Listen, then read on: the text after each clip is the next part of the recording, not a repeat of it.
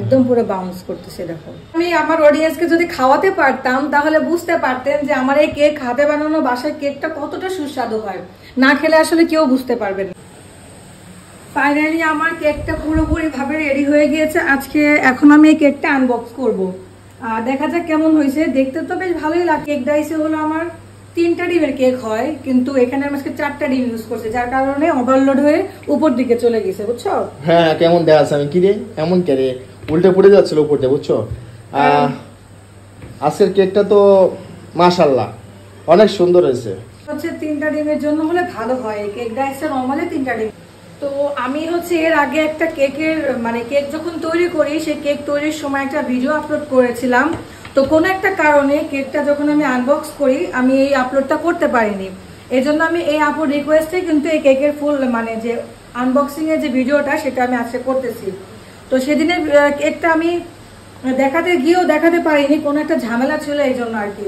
তো আজকে সেই কেকের ফাইনাল লুকটা দেখে নেবেন। যে আপুটা আমরা কমেন্ট করছিল, এটা হচ্ছে আমার ফুল কেকের ফাইনাল লুকটা। এখন আমি এই ডাইস থেকে বের করে নেব, আর বের করার পরে দেখা যাক কেমন। একটু আগ ধরে গেছে, বাট আমি এক কাজের মধ্যে বহু রকমের কাজ করে বেড়াই, তো যার কারণে আমার কাজটা একটু চুলার আস্তে দেওয়া ছিল বাড়তি।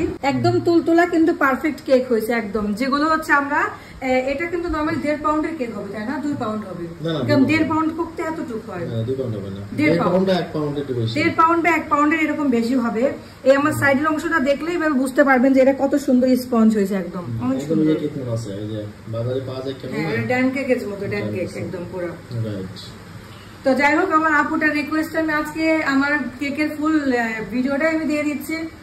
কেমন হয়েছে আপু অবশ্যই কমেন্ট করে জানাবেন। অস্থির হয়েছে, মানে মোবাইলে ক্যামেরাতে আমি জানি না কেমন দেখা যাচ্ছে, বাট আমার কাছে এত ভালো লাগতেছে, কল্পনার বাইরে। তুমি কেকের ফাইনাল লুকটা দেখো, সাইডের শেপটা দেখো, কালারটা দেখো, কালার গুলা দেখো, একদম পুরো ডান কেকের মতো দেখা যাচ্ছে। আমার এত ভালো লাগছে কেকটা দেখে যে আমার এখন এই কেকের ডাইসটা আমার বড় লাগবে, ঠিক আছে? আর এখন ছোট ছোট মাফিন কেকের যে ডাইস গুলো আছে না, ওগুলো আমার এখন ইমার্জেন্সি প্রয়োজন। কেন প্রয়োজন? এটা আমি পরবর্তীতে যখন আমি মেকিং করব, এটা কিভাবে সংরক্ষণ করে রাখি বা এটা কিভাবে খাওয়াতে হবে বাচ্চাদেরকে, এগুলো আমি সবকিছু পরবর্তীতে আমি দেখাবো, শেয়ার করবো আপনাদের সাথে। আর কেক বানাতে আমার যেমন ভালো লাগে তেমন খেতেও অনেক ভালো লাগে। আমি কিন্তু দোকানের কেক গুলা খেতে বেশি পছন্দ করি না, বেকারিটাও না, কারণ বেকারির ম্যাক্সিমাম কেক গুলো একটু আটা আটা ভাব থাকে। আর এই পেস্ট্রি কেকটা বার্থডে কেকের মতোই এই পেস্ট্রি কেকটা হয়। এই জন্য মনে করো যে আমি এটা বাসায় তৈরি করে খেতে স্বাচ্ছন্দ্য বোধ করি। একবার আমি যখন বেকারির খাবারটা খাইছি, বুঝছো, তখন যেন একটা ডিমের খোসা পাইছেন ওর মধ্যে। এইটা আমার মা, এরপর থেকে আমার মা তো কেক খাওয়া টোটালি বন্ধ করে দিয়েছে। আর এরপর থেকে আমারও ঘিন চলে আসে, সেজন্য আমি বাইরের কোনো কেকই এখন থেকে খাওয়া বন্ধ করে দিচ্ছি, খাই না, বুঝছো? নিজেতে বানানো কষ্ট হলেও নিজের হাতে কষ্ট হলেও খেয়ে মজা, শান্তি। এর মতো শান্তি কোথাও নাই। আচ্ছা, খেয়ে দেখো তো একটু, না আবার বলবেন যে কেউ বলবেন যে কেকটা দেখলাম কিন্তু খাইলেন না, তো কেমন হয়েছে? দাঁড়াও, কেকগুলো কেটে নষ্ট করতেছো কেন? হ্যাঁ, জানো এটা কেটে নষ্ট করছি না, কারণ আমি কেক গুলা বানানোর পরে কি কেকটা আস্তে ধরে কি খাওয়া যায়? দেখার সৌন্দর্য আছে। আমি সবসময়ের জন্য কেকটা বানানোর পরে এভাবে সাইজ করে করে কেটে রাখি, যাতে করে পিস পিস ধরে যার যখন ভালো লাগবে ফ্রিজে বক্স করে রাখবো, যার যখন ভালো লাগবে সে সেখান থেকে তুলে তুলে খেয়ে নেবে। না, ঠিক কথা বলছো গো। হ্যাঁ, এটাই না, কেক ওভাবে কাটলো হয় না। এই যে গোল গোল পিস করছো না, এক পিস দেখাও দেখি কেমন ভাবে কাটছো, তাহলে বুঝতে পারবো। আমি এখান থেকে একটা তুলে দেখাচ্ছি, দাঁড়াও। একদম সফট, দেখছো?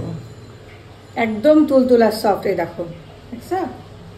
বাউন্সের মতো একদম পুরো বাউন্স করতেছে কেক, একদম পুরো বাউন্স করতেছে, দেখো।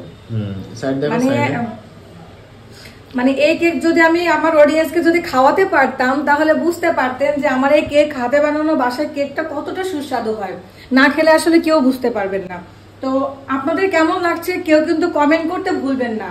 হয়তো বলবেন লোভ হচ্ছে, একটু খাওয়াতে পারলে ভালো হতো, খাওয়াতে পারছি না। ইনশাল্লাহ কোনো একদিন যদি হয় সম্ভব, আমাদের যখন পেজ আমার যখন অনেক বড় করতে পারবো, যদি কখনো সম্ভব হয়, তাহলে ইনশাল্লাহ সবাইকে নিয়ে একসাথে কেক কাটবো, নিজের হাতে কেকটা কাটবো। আজকের মতো ভিডিওটা এখানেই শেষ করতেছি। আল্লাহ হাফেজ সবাইকে।